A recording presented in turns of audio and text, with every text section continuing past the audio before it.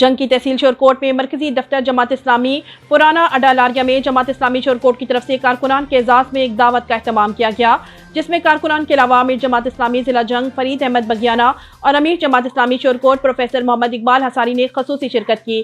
اسی حوالے سے مزید جانتے ہیں، ہمارے ساتھ موجود ہیں شورکوٹ سے ABC نیوز کے نمائندہ محمد فہیم صابری سے۔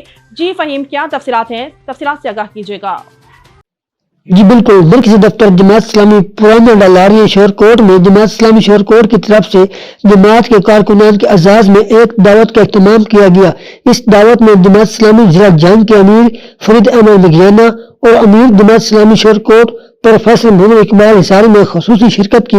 ضلعی امیر فرید احمد بگیانہ اور پروفیسر محمد اقبال حصاری نے میڈیا سے گفتگو کرتے ہوئے کہا کہ ہمارا انتخابات میں حصہ لینے کا مقصد صرف اور صرف اقامت دین ہے۔ ہم اس ملک کو خالص اسلامی ریاست بنانا چاہتے ہیں جس میں قرآن و سنت کی بالادستی ہو۔ یہ ہمارے ایمان کا تقاضا ہے اور یہ ہمارے دینی ذمہ داری ہے۔ ہم نے حق کے لیے آواز اٹھائی ہے۔ حق کبھی ناکام نہیں ہوتا، بلکہ وہ ناکام ہوتے ہیں جو حق کا ساتھ نہیں دیتے۔